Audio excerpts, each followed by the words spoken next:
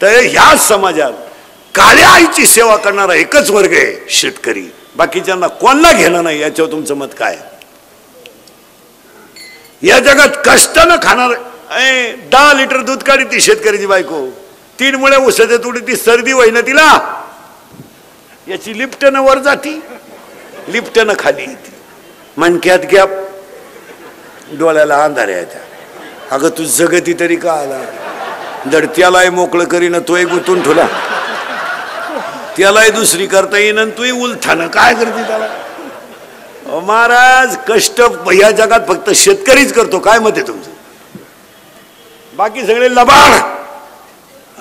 घामाचा पैसा कोणाचा आहे? शेतकरी. आणि हे सगळं राष्ट्र कोणी जगावले? नवरा बायकोन 4च माणसं आहे शेतकऱ्याच्या घरात, त्यांना 4 पोती गहू लागत आहेत, तिला 8 पोती पीक येते का? बाकीचे 4 की अडपट सांभाळायला यांना काय? आणि दान धर्म कोण करतोय? शेतकरी. आता शेतकऱ्याच्या घरात जाऊन पहा तुम्ही, 15 माणसाला साहेब 15 मिनिटात पिठलं भाकर पण दणकून, या हलकट माणसं मोज द्या. 5 सांगितले 6 वाढला, संपल्या चपात्या. आणि त्याची बायको म्हणते निवांत जेवा. वांग खाता का निवांत जेवा? एवढ्या चपात्या वाढते का शेतकऱ्याला? ते चांगलं गांजा प्यालं तर बैल बसत, तुझ्या चपातीचं काय घेऊन?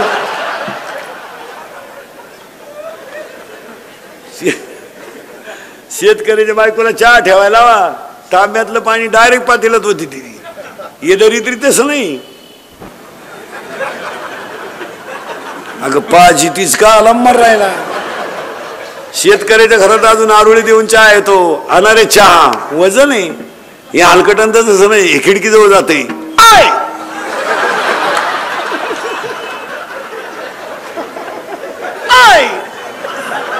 आणि मग ते मॉडेल येतं चहा घेऊन, केस बिस मोकळे सोडेल, गाऊन बिवून घालेल, बा बा बा बा बा बा बा बा बा. आपल्याला वाटतं जोडून आमुष आली काय ना. शेतकऱ्याच्या घरात चहा प्यायचं म्हणजे कपातून बशीत, या हलकटांच्या घरात कपाट डोकायला लागत. अजून 1 वर्षानं ह्या श्रीमंतांच्या घरात एकच कप येणार सगळ्या पाहुण्यांना, फक्त पाहुण्या पुढं कप न्यायचा आणि पाहुण्याने जिबीचा शेंडा बुडवायचा त्याच्यात.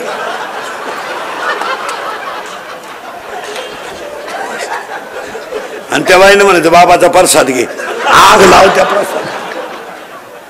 अरे सोनं ते सोनं, सोनं ते सोनं, शेतकरी तो शेतकरी. हो आता ऐका, मग ह्या कंपनीची गरज का? तर ह्या कंपनीमुळं एक झालं, थेट विक्रीमुळं त्याच्या वस्तूची किंमत त्याला योग्य मिळाली. कारण शेतकऱ्याच्या आयुष्यामध्ये 2 तोटे आहेत.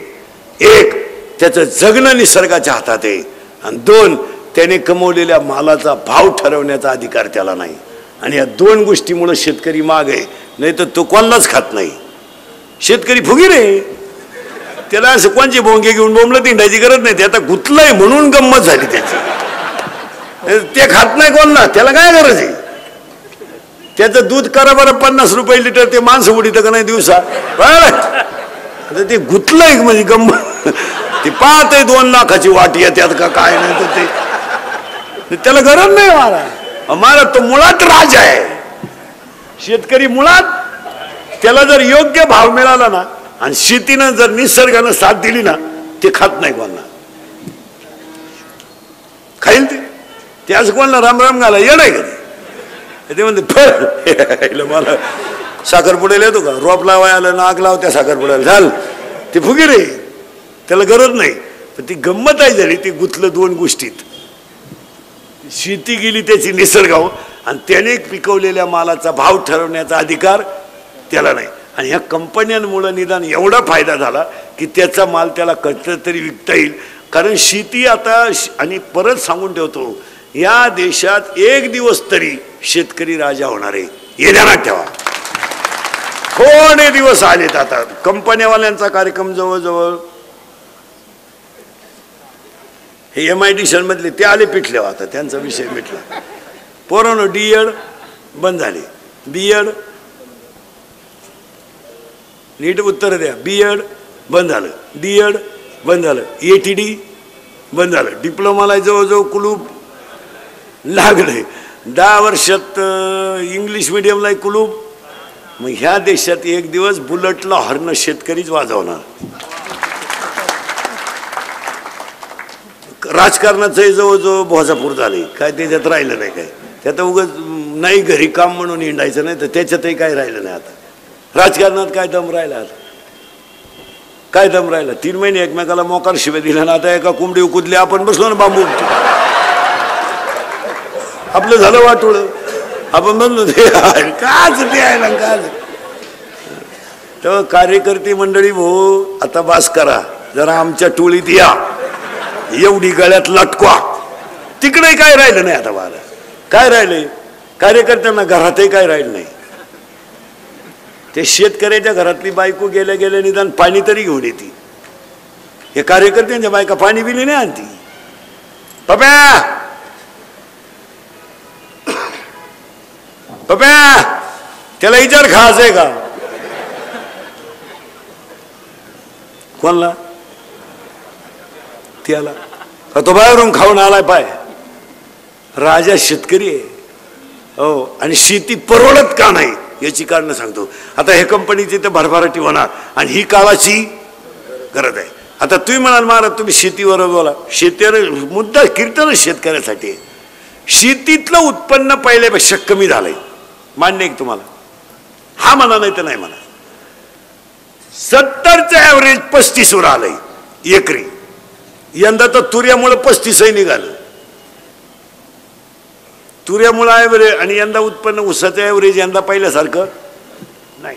मग आता तुम्ही म्हणा शेती तोट्यात काय यायला लागली, त्याला एक 5-6 कारण सांगतो. पटले 10 म्हणा. वारंवार त्याच जमिनीत तेच पीक घेतल्यामुळं जमिनीची उत्पादन क्षमता कमी झाली. यावर आपलं मत काय? वारंवार तेच पीक.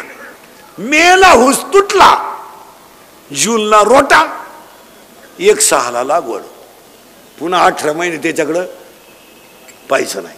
परिणाम काय झाला? शेती थोडी जरी असली ना महाराज, तर थोडासा गॅप घ्यायचा. काय मत आहे तुमचं? चेंज करा ते पीक. आता समजा ज्यांचे ऊस तुटलेत ना, आता 6व्यापर्यंत तर काही लागवड करायची नाही ना. मग 3 महिन्यामध्ये गहू निघून जाते, 3 महिन्यामध्ये मका निघून जाईल. पण त्या जमिनीला मिनरल सॉल्ट वेगळे मिळतील. वारंवार त्याच जमिनीत तेच पीक घेतल्यामुळं जमिनीची उत्पादन क्षमता कमी झाली. हे तुम्हाला मान्यच करावं लागेल. 2, केमिकल युक्त जेवढी औषध आहेत, टाटामेट्री, निरा 71, राऊंड अप, गोल, M45, M35, अविनाश. तुम्ही निरा 71 बांधाला मारा आणि 2-3 दिवसाला जा, गवत जाते पण ती जागा फुसफुशीत होते.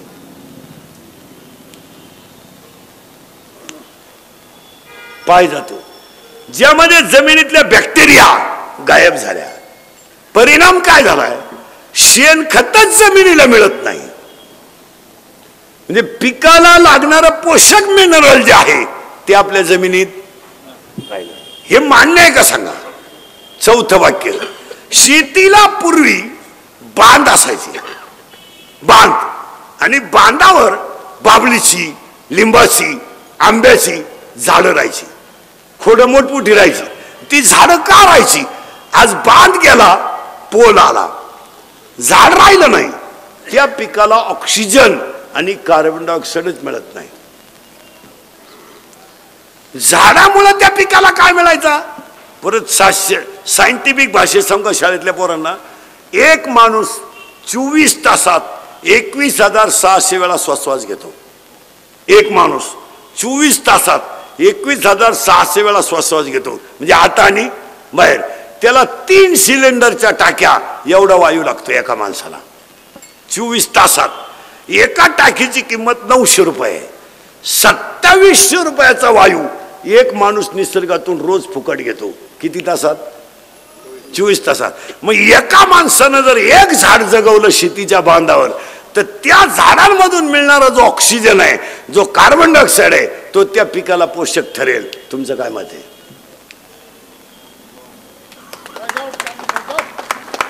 पण झाड ठेवायचं नाही असं ठरवून टाकलंय आपण. झाड ठेवायचं नाही. आणि चौथं कारण झालं शेतीला, एक बांध राहिले नाही, शेणखत राहिलं नाही, वारंवार त्या जमिनीत तेच पीक, आणि चार शेतीला पाण्याचं नियोजन नाही. आता यातल्या 70% लोकांनी गहू टाकले असतील. टाकले, आंबवणी दिलं ना तुम्ही, भरला ना गहू, फुल भरला का नुसतं ओलं केलं?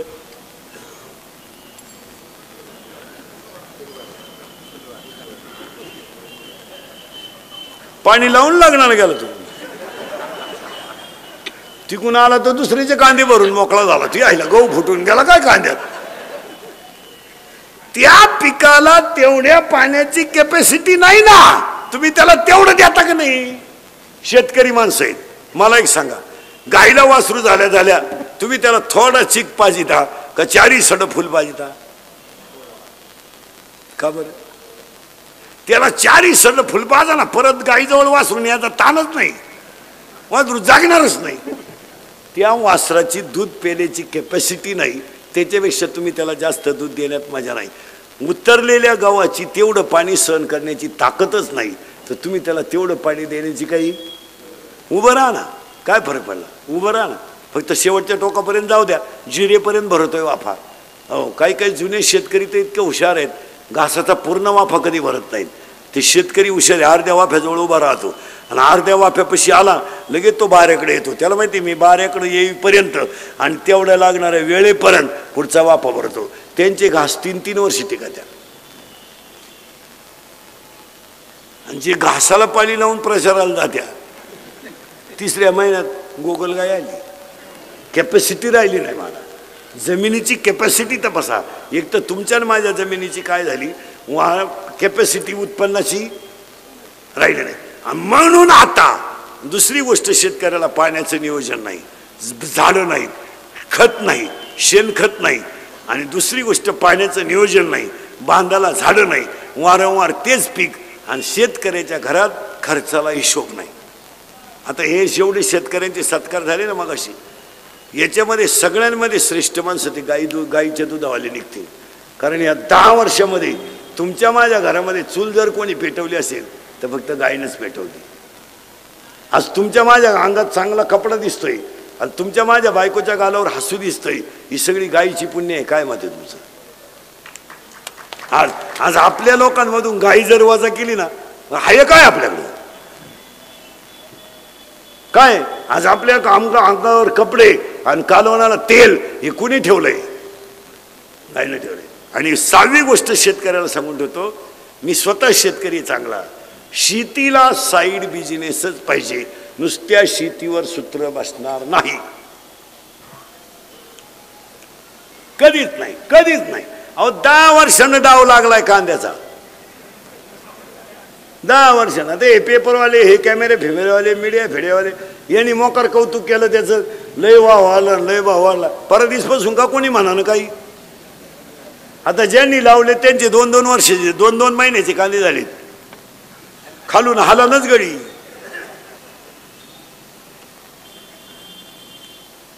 दोन बसलेले बरेच लोकांचे कांदे 2-2 महिन्याचे होऊन गेले, खाली काही येईनच त्याला. अहो हवामान नाही, एवढेच कांदा आहे. आता नाही भाऊ म्हणणार कोणी, पण एकच दिवस कांदा गेला बा, पण एखादा दिवस गेला असं फार पेपरावाले मीडियावाले रेज झाले बा, कांद्याने वांदा केला. करू दे, करू दे ना, होऊ दे ना कांदा. मी मागं म्हणलं होतं एकदा 6 महिन्यापूर्वी, कांदा 200 रुपये किलो होऊ दे, झालाच. आपले वाक्य खोटे नाही ठरते कधी. अरे भाऊन द्या 200-400 रुपये किलो कांदा, ते शेतकऱ्याच्या घरात कधीतरी भाज्याचा वास निघू द्या, कधी त्याला चांगलं मिळू द्या, त्याच्या बायकोच्या गालावर हसू येऊ द्या. शेतकऱ्याच्या पोरांना सुद्धा सांगतो, 10-12 गाया पाळल्या ना, दूध बीज चांगलं घालून बुलट बिलट घ्यायची. असं दरिद्र एका हॉर्नची गाडी नाही घ्यायची कधी, डबल हॉर्न बसवायच्या गाडीला. अशी भाऊबंद पाहिलं, वाजी चाला दुध घेतली येड्या, होतं का? नाही महाराज, ह्या जगात जर घामानं पैसा कमेला असेल ना तर मजा आणायला हरकतच नाही. आणि शेतकऱ्याला ती वेळ यायलाच पाहिजे, कारण सगळे मजा आणतात, फक्त कोण आणत नाही. आता शेतीला साईड बिझनेस केला पाहिजे. मला गारी का, कुल्फी का, कोंबड्या पाळा, सायकल पंक्चर काढा, काही करा, पण शेतीला जर साईड बिझनेस असेल तरच शेतकरी तरेल. यावर आपलं मत काय? नोकऱ्याविषयी सोडा, नोकऱ्या तुम्ही डोक्यातून काढून टाका. तुमच्या डोक्यात सुटलाय सोंड्या हलकट. मला नोकरी लागेल कवा लागतो? बरं लागली नोकरी, चाल दे हिशोब मला. तुला इंजिनिअरिंगला भरावं लागले 10 लाख. किती काढा बरं का हिशोब, शिकलेली पोरं. किती भरावं लागले तुम्हाला? 10 लाख. इंजिनियर पूर्ण व्हायला खर्च आला 10 लाख. परवा ही पेन सगट. तू इंजिनियर केवढ्यात झाला? 20 लाखात. तुला जॉईंट करायला लागले 5 लाख, 25 लाख. कधी कमवशील तू? तेव्हा तू झाला 35चा. 36ला तुला पाहुणे आले, ते बी 3 वेळा नाही म्हणले बुवा हाती यायला. असं करता करता 38 आलं.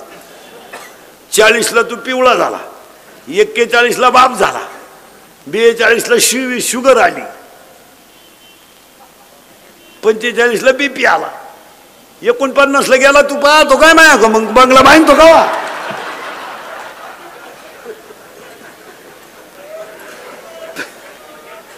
आणि असे कितीतरी गेले नाहीत? किती रिटायर झाले, काही परमनंट नाही झाले. काहींचे पोरं लग्नाला आले पण बापाला पगार नाही. बरं, सहकारात नोकरी करणं सोपं नाही राहिलं आता. ज्यानं नोकरी लावलं त्याचा मरेपर्यंत प्रचार करा.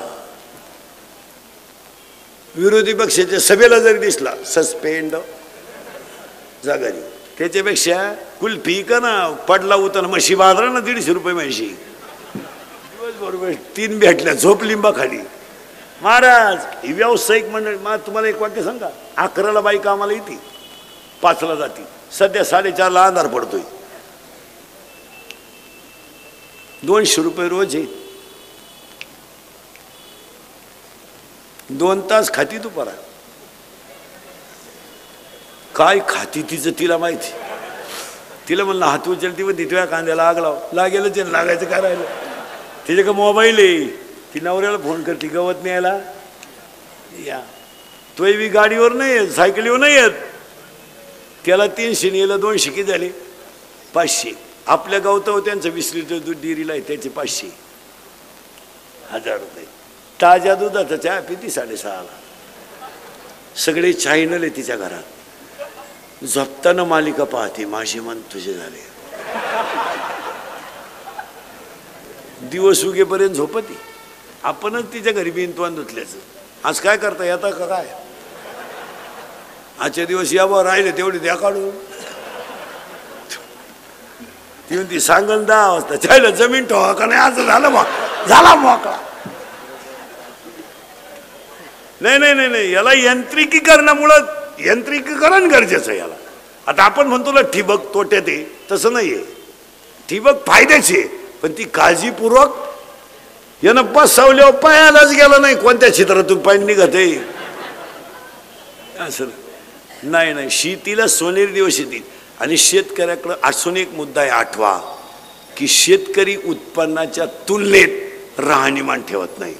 या कंपनीवाल्याचं सगळ्यात मोठं कौतुक करावं का त्यांनी कुणाचा सत्कार न करता शेतकऱ्याचा सत्कार केला, हे कौतुकाचं. आणि तो व्हायलाच पाहिजे. शेतकऱ्याचे सत्कार व्हायलाच पाहिजे. मी तर म्हणतो हे गावातले 15 ऑगस्ट 26 जानेवारीचं ध्वजारोहण सुद्धा आहे ना शेतकऱ्यांनीच केलं पाहिजे. बाकीच्यांना काय कळत? राष्ट्रगीत पाठ नाही, झेंड्याजवळ उभं राहिले. झेंडा खाली घेऊन याला वर न्यायला पाहिजे. काय ना गेलं मग बावळ्याचा बाजार नाही, या येड्याचा बाजार झालाय ना. काही करायला लागले लोक. पूर्वी फक्त पुरुष फेटा बांधायचे, आता बायाने फेटे सुरू केले. पूर्वी फक्त पॅन्ट शर्ट, आता पुरी घालायला लागले. आता तुम्ही पॅन्ट शर्ट घालता, आम्ही गाऊन घेतो. मग आता काय काही करायचं आपलं. पूर्वी लागले लोक बसून जेवायचे, आता उभ्यान जेवण सुरू झालं. ते वराड नाला एक ताटली हातात घेतं, भात कान फडले. मला भातच सापडलं, ती ताटलीच घेऊन घरी गेला. काय काही नवीन आणायचं. पूर्वी चांगले गोल गुलाबजांबू होते, लांबकोळा केला गुलाबजांबू. काय आता गुलाबजांबू असा नाही राहिला. काय गेलतं का तुझ्या बापाचं? चांगला होता ना गोल, खात होते लोक. गुतला म्हाताऱ्याच्या नागपुडीत. काय याडपाट लोक आहे. चांगली बुंदीन गुलाबजांबू सेपरेट होते, मारली झक. राजा राणी, राजा एवढा,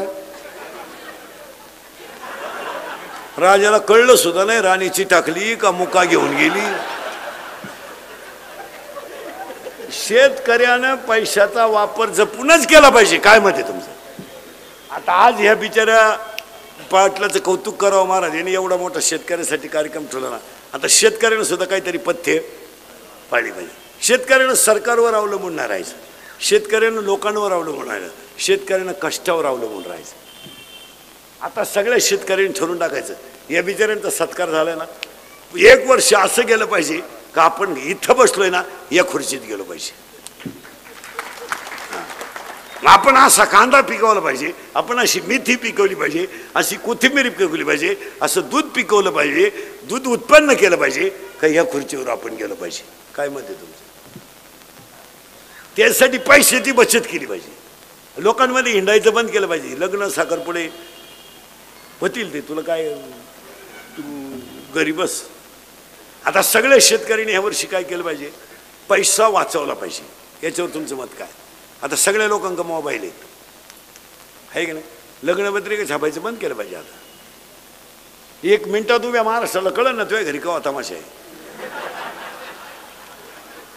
350 नाव वाटीतून बोंबलत हिंडतो उन्हात, आणि कोणचे आशीर्वाद ठेवतो? ज्याची पोर पडून गेली त्याचीच सापडणं तर तूही गाव बंद केलं पाहिजे. यावर तुमचं मत काय? लग्न साधे केले पाहिजे, कशातही पैसे. आता लग्नांमधला फाशील पैसा सांगतो महाराज तुम्हाला, सत्कारचे फेटे बंद केले पाहिजे. आता एक फाशील पद्धत आली आपल्याकडे लग्नात, इतका बिंडोकपणा. आशीर्वाद द्यायचं बे वाटत आहे. 10 लग्नांमधले 7 लग्न जुने आहेत.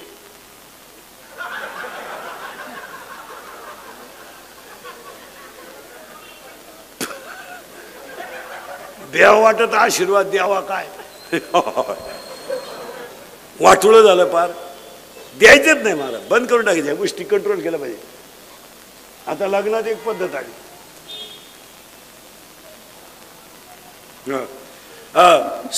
लग्नात एक पद्धत आली आपल्याकडं, हलकट पद्धत. मंगलाष्टकाच्या टायमाला नवरा नवरी मधून येणार, ती गेटच केलंय. तो नवरदेव भाड्याच्या गाडीत आला, 35 रुपयाचा चष्मा घेतो लिंबा खालचा, तो हायवेला मिळतो ना, तो आता 100ला झालाय ना, तर 35लाच होता पहिला. आणि त्याच्या संग ते चपटीसाठी लटकेल 2-4 याडपाट. त्या नवरी माग मोकार कलवऱ्या. म्हणजे लग्न नवरीचं आणि ब्युटी पार्लरला कलवरी जाते. बरं, ब्युटी पार्लरला गेल्यावर 4 गोष्टी करावं लागते पोरीनं. पहिलं फेसिंग करावं लागतं, नंतर मिक्सिंग करावं लागतं, नंतर सिऱ्या मिक्स करावं लागतं, नंतर हेअर सिटिंग करावं लागतं. असा 21 दिवसाचा कोर्स आहे तो. फेसिंग म्हणजे खड्डे भरणे डांबर वतणे, मिक्सिंग म्हणजे याला शेप देणे, आणि सिरेमिक्स म्हणजे इथल्या फटीत चमकी भरणे.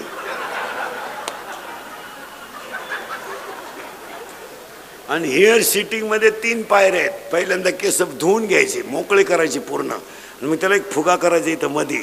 ही बाजू अशी खाली दाबायची, म्हणजे इकडं लसणाचा वाफा, इकडं कांद्याचा वाफा, मध्ये डोंगळा, याला म्हणायचं पॉप. आणि ही बाजू पुढं मोडपायची आणि एक बोट अशी तोंडावर आली पाहिजे, याला म्हणायचं देवयानी. आणि तिसरा एक भांगे, याच बाजू बांधायची, ही मोकळी.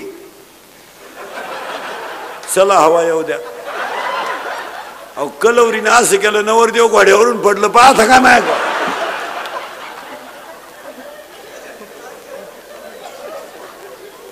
आणि मग तो नवरदेव त्याच्या पुढे तो बँडवाला इकू द्या. बाहेर फूल बरसाओ